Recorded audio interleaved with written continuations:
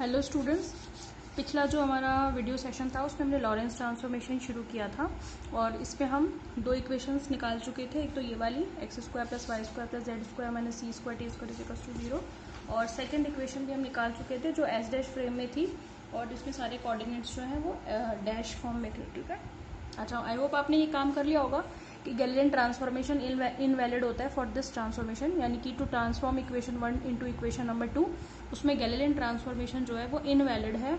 इसलिए हमें ज़रूरत पड़ती है कि और नई ऐसी इक्वेशंस की जो इक्वेशन 1 को इक्वेशन 2 में ट्रांसफॉर्म कर सके और इक्वेशन 2 को इक्वेशन 1 में ट्रांसफॉर्म कर सके, इसीलिए लॉरेंस ट्रांसफॉर्मेशन की ज़रूरत पड़ी थी।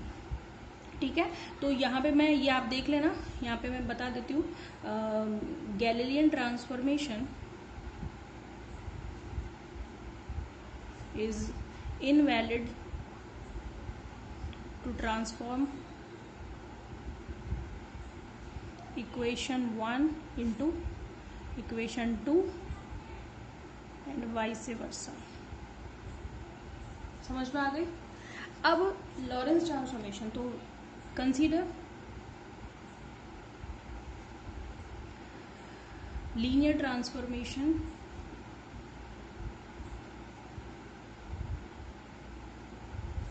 इज एस, है ना? क्या है वो लीनियर ट्रांसफॉर्मेशन?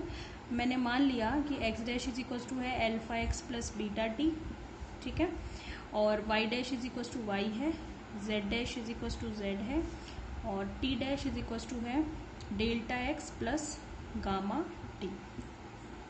बात समझ में आ गई? अब हमने क्यों इस तरीके से माना था ट्रांसफॉर्मेशन, इसका जवाब भी यही है। गैलीलियन ट्रांसफॉर्मेशन की इक्वेशन में कहाँ कमी आई थी? x और t में ही आई थी, इसलिए जो इक्वेशंस मानी जाती है वो इस तरीके से मानी जाती है। y और z में क्यों नहीं मानी जाती? क्योंकि y और z में तो हमें पता है भाई, हमारा जो S dash frame of reference है वो इस तरीके से मूव कर रहा है कि वो उसमें जो कोऑर्डिनेट चेंज हो रहा है वो केवल x कोऑर्डिनेट चेंज हो रहा है, that is moving only along x axis. y and z axis are parallel to each other. समझ में आ रही है आपको? तो y और z एक्सिस के कोऑर्डिनेट्स में कोई फर्क नहीं पड़ेगा इन s और s डैश फ्रेम, लेकिन फर्क किस में पड़ेगा? क्योंकि s dash frame x axis के अलोंग मूव कर रहा है, ठीक है, तो x कोऑर्डिनेट में ही फर्क पड़ेगा, एक तो x में और एक t यानी कि टाइम कोऑर्डिनेट में फर्क पड़ेगा। ठीक है, तो इन चारों इक्वेशंस को मैं कंबाइंडली नंबर 3 डाल देती हूँ। ठीक है, अब देखें आप यहाँ पे, आप बता देना since s dash is moving along x axis, therefore y and z coordinates does not change, x axis only। ठीक है, अब देखें आप डायग्राम देखिए एक बार। कल हमने ये डायग्राम बनाया था, मैंने आपको बताया भी था कि रिलेटिव मोशन होती है। हालांकि मूव कर रहा है कौन? केवल S dash frame, but consider the relative motion between S and S dash. ठीक है, शुरू में मैं ये मान के चलती हूँ कि शुरू में जो भी मैंने ऑब्जर्वर खड़ा कर रखा है वो कहाँ खड़ा किया हुआ है मैंने? यहाँ, यानी कि ओ पर। ठीक है, तो ये क्या देखेगा कि एस डैश मूव कर रहा है अलोंग एक्स एक्सिस। ठीक है, कितनी वेलोसिटी से मूव कर रहा है? v वेलोसिटी से मूव कर रहा है। बात समझ में आ गई? तो O पर बैठा हुआ प्रेक्षक या ऑब्जर्वर क्या देखेगा कि S dash is moving with v velocity along x axis. समझ में आ गई बात आपको? तो जो मूव कर रहा है वेलोसिटी किसकी है? इसकी, ओरिजिन O डैश की, कितनी है? v है। बात समझ में आ रही है आपको? ठीक है भाई, देखें हम क्या कहेंगे, since,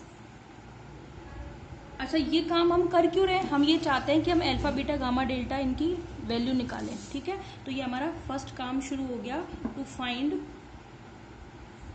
value of alpha beta gamma and delta. तो प्रोसेस शुरू हो गया। फर्स्ट प्रोसेस क्या है हमारा इसका?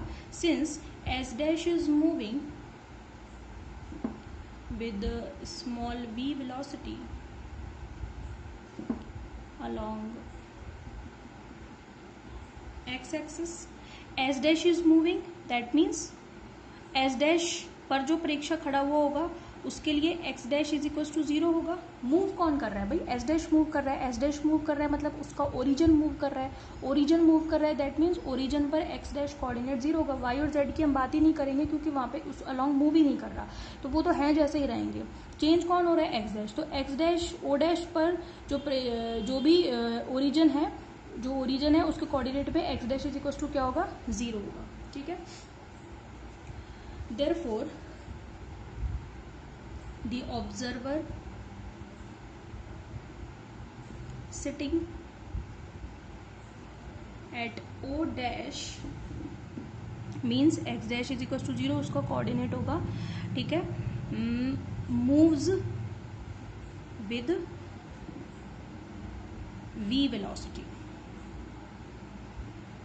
ठीक है, तो ये v वेलोसिटी किसकी है, ओ डैश की, किसके रेस्पेक्ट में, s के रेस्पेक्ट में। ठीक है, यहाँ पे लिख देना with v velocity with respect to s। ठीक है, तो आप क्या लिखोगे कि dx बाई dt कितना होगा, v। ये dx बाई dt क्या है, ये वेलोसिटी है किसकी, ओ डैश की, किसके रेस्पेक्ट में, s के रेस्पेक्ट में। समझ में आ रही, रेस्पेक्ट में किसके, एस फ्रेम के रेस्पेक्ट में, इसलिए dx by dt is equal to v होगा। ठीक है भाई, ये हो गई मेरे पास इक्वेशन नंबर 4। एक तो इसको a डाल लो, कैपिटल A, और इसको b डाल लो, है ना, ये दोनों की जरूरत पड़ेगी, एक तो कोऑर्डिनेट की और इसकी। अब मैं x डैश बराबर 0 और ये b कहाँ रख सकती हूँ, इक्वेशन नंबर 3 की किस इक्वेशन में रख सकती हूँ, इसमें जरूरत पड़ेगी मेरे को, फर्स्ट इक्वेशन में। समझ में आ रही है बात आपको, तो आप क्या करोगे, X dash is equal to 0 रखोगे इक्वेशन नंबर 3 की फर्स्ट इक्वेशन में। ठीक है, therefore put a and b इन 3, तो मेरे पास क्या आ जाएगा, एक्स डैश तो 0 हो गया, पहली इक्वेशन में रख रही हूँ, एक्स डैश 0 हो गया, alpha x plus beta T. समझ में आ गई। अब आप इसको क्या कर सकते हो, डिफरेंशिएट कर दो दोनों साइड, डिफरेंशिएटिंग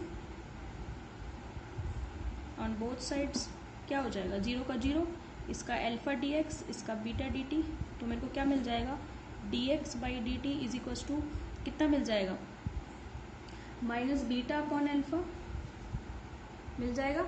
अब इक्वेशन नंबर ये कौन सी हो गई, मैं 4 डाल देती हूँ। इक्वेशन बी भी इसको बता रही है D X by D T को, और 4 भी इसी को बता रही है, तो हम क्या लिखेंगे, देन बाय 4 एंड बी, दोनों इक्वेशंस को कंपेयर करोगे आप, तो माइनस बीटा अपॉन एल्फा किसके बराबर आएगा, वी के, मतलब beta is equal to minus alpha V आ जाएगा।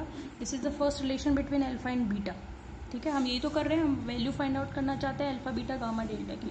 ठीक है, तो ये वैल्यू आ गई, इसको मैंने डाल दिया इक्वेशन नंबर 5। बात समझ में आ गई। अब ये तो था फर्स्ट प्रोसेस, सेकेंड प्रोसेस क्या होगा, सेकेंड प्रोसेस ये है कि चलो ठीक है, माना कि एस डैश मूव कर रहा है एस के अलोंग, लेकिन दूसरे बंदे को क्या दिखेगा, उसको क्या दिखेगा, जो चल रहा है, यानी कि जो ओ डैश पे बैठा हुआ है, उसको क्या नजर आएगा कि वो नहीं चल रहा, बल्कि दूसरा फ्रेम चल रहा है एस, किस डायरेक्शन में, अलोंग माइनस एक्स डायरेक्शन। तो हम क्या कहेंगे, द ऑब्जर्वर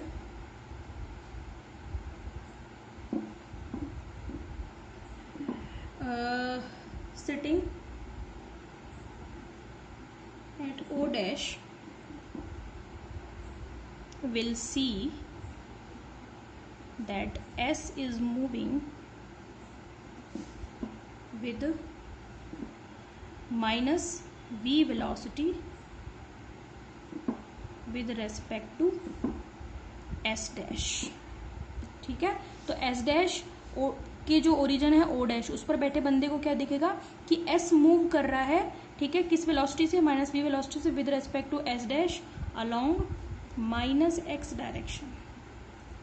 ठीक है, तो मूव कौन कर रहा है, ओ, ओरिजिन ओ मूव कर रहा है। ठीक है, और ओरिजिन ओ के लिए, for origin O X coordinate 0 होगा, और वेलोसिटी कितनी है उसकी, माइनस वी, किसके रेस्पेक्ट में है, एस डैश के रेस्पेक्ट में, इसलिए D X dash by D T dash कितना होगा, माइनस वी। बात समझ में आ गई। अब ये इक्वेशन हो गई सी और ये हो गई डी। इस सी और डी का यूज हम करेंगे इक्वेशन नंबर 3 की, किस किस इक्वेशन में होगा, फर्स्ट में और फोर्थ में।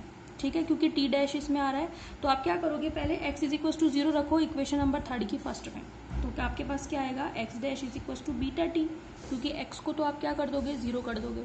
समझ में आ गई। अब इसमें रखोगे टी डैश में, टी डैश में भी तो एक्स बराबर 0 रखना पड़ेगा, तो टी डैश में रखोगे तो कितना आएगा, गामा टी। यहाँ से आप टी की वैल्यू निकालो, टी कितना आएगा, टी डैश अपॉन गामा। इसको आप कहाँ रखो, इस इक्वेशन में, तो X dash is equal to कितना आएगा, beta T dash upon gamma. भाई टी की वैल्यू रख दी मैंने यहाँ पे, यहाँ से उठा करके, ठीक है। डिफ्रेंशिएट करो ना इसको, कितना आएगा, D X dash by D T dash is equal to कितना आएगा, ये आएगा आपका बीटा अपॉन गामा, अच्छा डी टी डैश तो इधर ही ले लिया मैंने, D X dash is equal to beta upon gamma D T dash आएगा, डी टी डैश को मैंने इधर ले लिया। इक्वेशन नंबर कौन सी हो गई हमारी, 6। अब जो d है वो भी D X dash by D T dash को बता रही है, जो 6 है वो भी D X dash by D T को बता रही है, दोनों को कंपेयर कर दो। भाई पुराना टॉपिक है, कितना दिमाग लगाऊं इसमें और फालतू में, ठीक है। तो ये तो मैं करा रही हूँ, वही मेरी बलवन साथ है, ठीक है भाई। चलो, अदरवाइज मैं इसे छोड़ भी सकती थी। चलें खैर, अब आप क्या कर लें, हाँ दोनों को कंपेयर करेंगे आप। इक्वेशन 4 बाय 4 री 6 एंड कैपिटल डी, आपके पास क्या आएगा, beta upon gamma is equal to minus V. That means आपके पास, चलो इसको नंबर डाल देते हैं अपन, कितना, एक काम करो यहाँ से आप निकाल ही लो, बीटा इज इक्वल टू कितना आ जाएगा, minus gamma V. Equation number कितनी हो जाएगी आपकी, अब तक हो गई है 6, है ना, 7। अब इक्वेशन नंबर 5 भी बीटा को बता रही है, इक्वेशन नंबर 7 भी बीटा को बता रही है, ठीक है। तो आप क्या लिखेंगे, कंपेयरिंग 5 एंड 7, कंपेयर करो, एल्फा इज इक्वल टू क्या आ जाएगा, वी आ जाएगा। ये आपके पास आ गई इक्वेशन नंबर 8। अब इक्वेशन नंबर 5, 7 और 8 इन सबको आप कहाँ रखेंगे, इक्वेशन नंबर 3 में। मुझे वैल्यू मिल गई है सबकी, मुझे पता चल गया कि जो गामा है वो एल्फा के बराबर है, ठीक है। मुझे ये पता चल गया, सॉरी एल्फा जो है वो वी के बराबर है, एक minute, alpha is equal to gamma मिलेगा, है ना इससे, हाँ। तो गामा मुझे पता चल गया कि ये एल्फा के बराबर है, ठीक है। मुझे ये पता चल गया कि beta is equal to minus alpha V है, तो मैं ये वैल्यूज रख रही हूँ, है ना। पुट इक्वेशन कौन सी, 5th एंड 8 इन 3 रखेंगे आप। तो X dash is equal to क्या आएगा, एल्फा एक्स, बीटा की जगह माइनस एल्फा बी रखोगे, टी, एल्फा कॉमन ले लो, एक्स माइनस वी टी, ठीक है। और क्या कर सकते हो आप, वाई डैश की जगह तो वाई ही रहेगा, जेड डैश की जगह जेड ही रहेगा, और टी डैश की जगह पर delta X plus alpha T.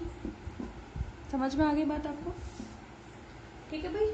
कभी कभी क्या करते हैं, किसी उसमें, जैसे मैंने तो यहाँ पे अल्फा की जगह पर, सॉरी गामा की जगह पर हाँ मैंने तो अल्फा की गामा की जगह पर अल्फा रखा है, कोई अल्फा की जगह पर गामा रख देते हैं ना, कोई इशू नहीं है, वो तो आप कर लेना अपने हिसाब से।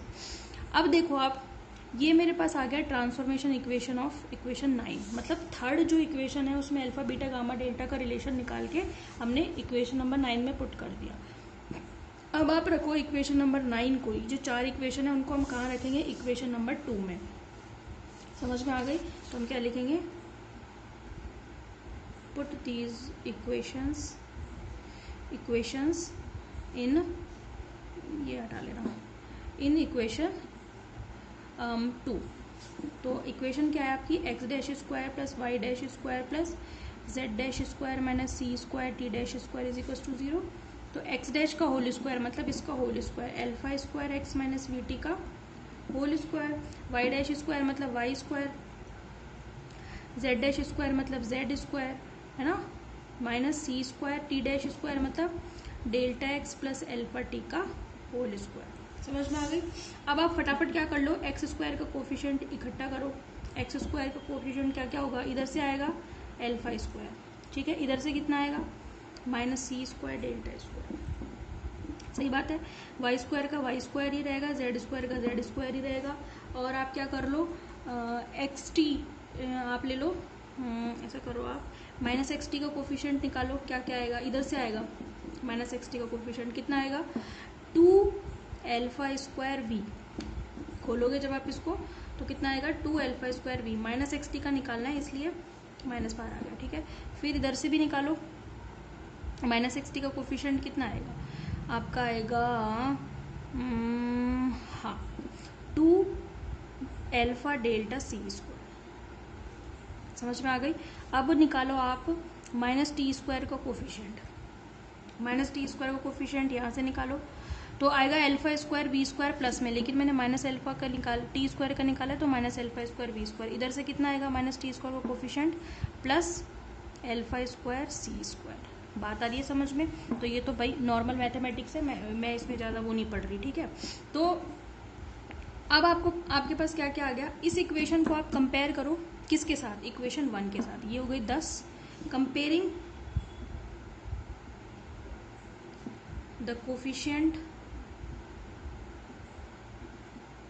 ऑफ अबव, यानी कि इक्वेशन 10 विद इक्वेशन 1। समझ में आ गई? यानी कि इक्वेशन 10 के कोफिशिएंट्स को कंपेयर करना है with equation number 1। You will find 4 equations, ठीक है। आपके पास रिलेशंस मिलेंगे, मतलब यहाँ पे एक्स स्क्वायर का कोफिशिएंट 1 है, वहाँ पे इक्वेशन नंबर 1 में, तो ये 1 के बराबर हो जाएगा, है ना। इधर ये किसके बराबर आ जाएगा, 3 इक्वेशन मिलेंगी, सॉरी, है ना। ये 0 आएगा क्योंकि उसमें एक्स का कोई कोफिशिएंट नहीं है, और ये आएगा आपका सी स्क्वायर के इक्वल। और जब आप उन्हें सॉल्व करेंगे you will find Lorentz transformation equations. तो कल मैं इसको कंप्लीट करा के नया टॉपिक शुरू कराऊंगी। एक और बात बता दूं, इसमें जो टॉपिक है टाइम डायलेशन और लेंथ कॉन्ट्रैक्शन, वो मैं नहीं कराऊंगी, वो इस साल आपके यूं की यूं है, ठीक है। खुद करना है, आपको खुद पढ़ना है, नोट्स आपके पास हैं फर्स्ट ईयर के, और इनको पढ़ो समझो, ठीक है। ठीक है भाई, इनको पढ़ना समझना। कोई दिक्कत आती तो मेरे से पूछ लेना, इतना मैं कर सकती हूँ कमेंट सेक्शन में। कोई दिक्कत आती तो मेरे से पूछ लेना, उसको फिर मैं नेक्स्ट वीडियो में थोड़ा एक्सप्लेन कर सकती हूँ, ठीक है। बाकी मैं ये दोनों टॉपिक छोड़ रही हूँ, और ये ऐसे के ऐसे हैं, एज इट इज़ आपके काम आएंगे। नेक्स्ट टॉपिक जो मैं आपका कराऊंगी वो मैं आपको बता देती हूँ। हाँ, वो मैं आपसे कह रही थी ना, जगत बिंदु 4 वेक्टर फॉर्मुलेशन कराऊंगी नेक्स्ट आपका, वो है आपका नया टॉपिक, ठीक है। ये मैंने करा दिया आपको। लॉरेंस ट्रांसफॉर्मेशन का इक्वेशंस कंप्लीट कर लूँगी, बाकी आप कर लेना, मुझे पता है कर लेंगे आप लोग, ठीक है। Okay, thank you.